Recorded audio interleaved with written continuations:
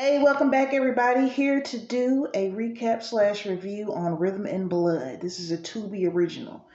Okay, whenever I go into Tubi, I kept seeing it up front. I said, you know what? This is popular. Let me see what this is about.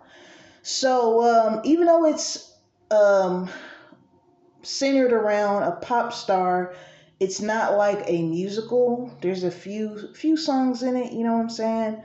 I guess you would call this a drama slight suspense thriller because first off, she's gone solo. She was in a girl group. To me, she has a snotty attitude, like seriously.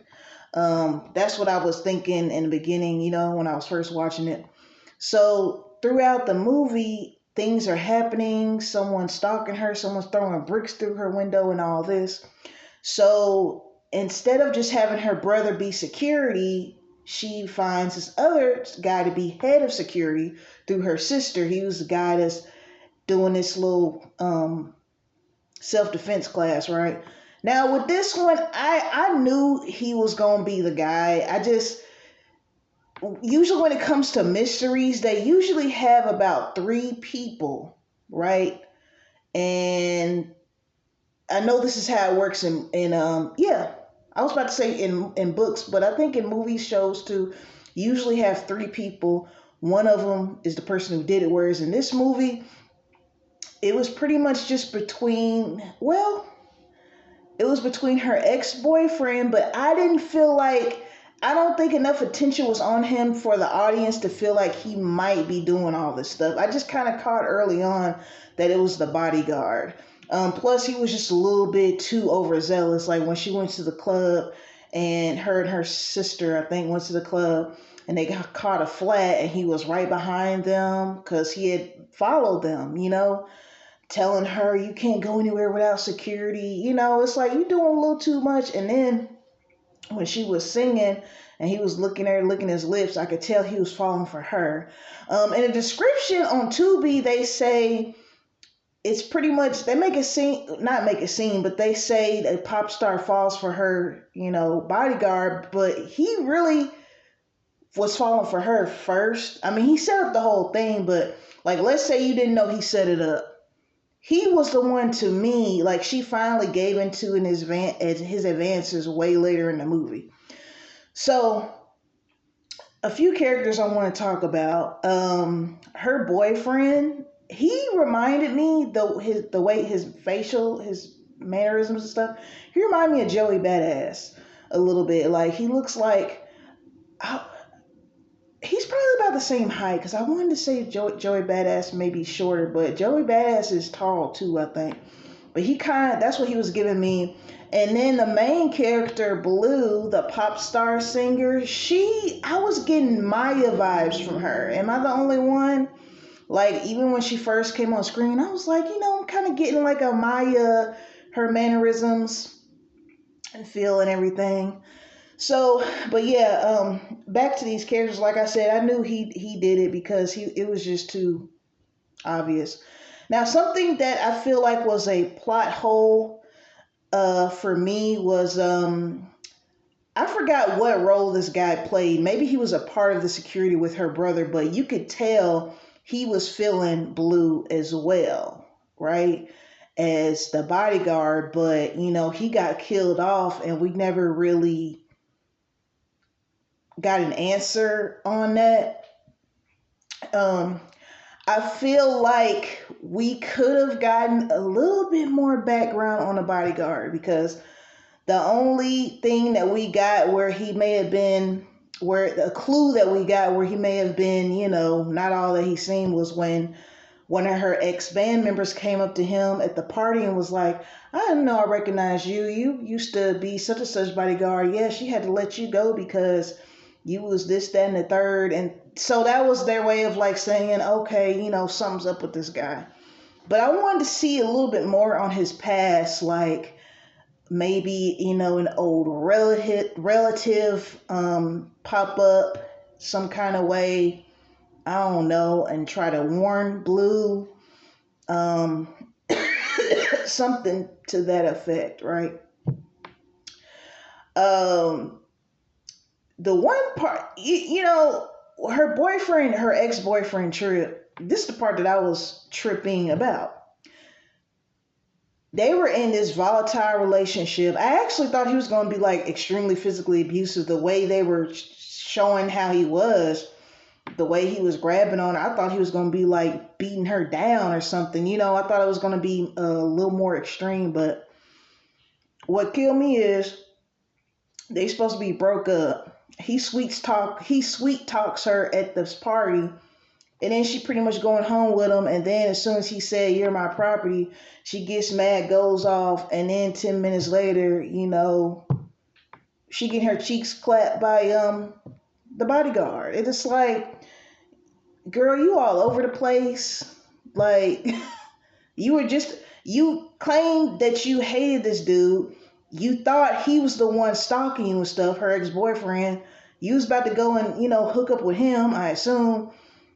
Your bodyguard come out, stop him from cutting up, and then now you with him, and then it's like escalated from that point on. She's calling him baby. They're together. I feel like that escalated too much for me. I think it should have. And I'm gonna say this. This is not a dig to the writer of the screenplay, director at all. This is just my personal touch because, you know, as a creative, you can create how you want. I was just saying for myself, I feel like that there should have been a little bit more build up. It's an hour and 30-minute movie, so I do understand that sometimes it's a thin line between having it drag and then like taking too long to get to the point, and then going to the point very quickly without missing spots. So, but yeah, other than that, oh, I do want to say this, something I don't like, and it's not even really having anything to do with the movie. It was in the movie, but the over auto-tune music. I hear that so much, especially in like these limited budget films. I'm assuming it costs money to get like music from like off the radio, established artists. You see what I'm saying? Like Drake or somebody. So I guess a lot of local people are using now.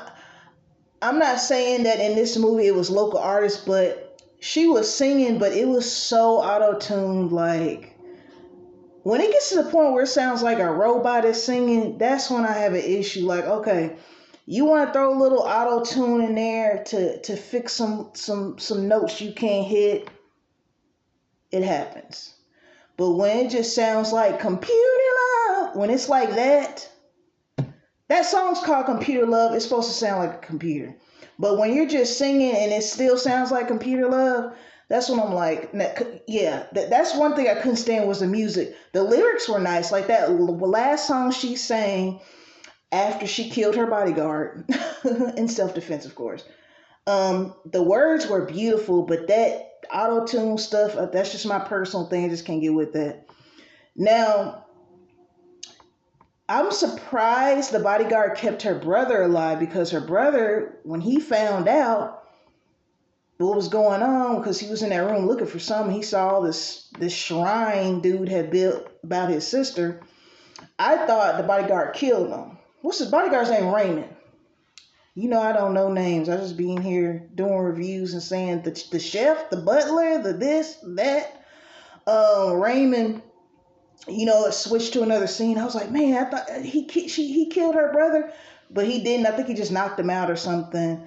But he did end up killing one of her bandmates, which that scene, okay, I understand it's a movie, but it was low-key funny because her and Blue standing at the rail talking. The rail I could see if it was way down low, but you see how my desk is? That's how high the rail was, I think, on her. He pushed her and her whole body went over. Like, girl, your reflexes couldn't tell you to hold on while he pushed. Like, I just thought that was funny. I'm sorry. Because if I'm standing somewhere and somebody pushed me, my instinct is to grab onto or anchor my body. It's like he pushing, she just woo, went over like a blow up doll. That scene was funny. It wasn't supposed to be. It was a comedy, but it was funny to me because I'm like, really, y'all. And then when she killed him, because I think at that time he was attacking what, her brother. I'm assuming you've seen this already as I do this recap. But yeah, for a Tubi original, it was straight. Um, it was cool. It wasn't terrible. There's some movies that I watch that are just ugh. But I mean, for a TV movie, you know what I'm saying? Like your expectations have to be for whatever medium you're watching it on. I hope that's the right word, medium. Um, but yeah, on a side note, like after Sinners, let me tell you something. When I first saw Sinners, the bar was so high. It was hard for me to watch limited budget movies for a little minute because I was just after seeing that, and then I'm back to and this is no disrespect at all to limited budget, because let me tell you something, when I get my movie out, that budget's going to be limited. Do you understand? Okay, it's going to be limited, baby. But check this out, Rhythm and Blood. Trending, I believe, on Tubi. Trending still. Let me know what you think about it.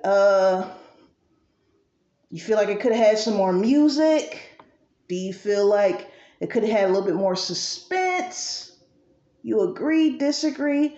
Let me know in the comments, y'all. Shout out to my 143 subscribers. Shout out to the rest of you as well who are not subscribed. But you can by hitting that button for me. Trying to get to 1,000 subs by January 1st. Can I do it? We shall see. Peace and blessings to every one of you watching. All right. See you next time.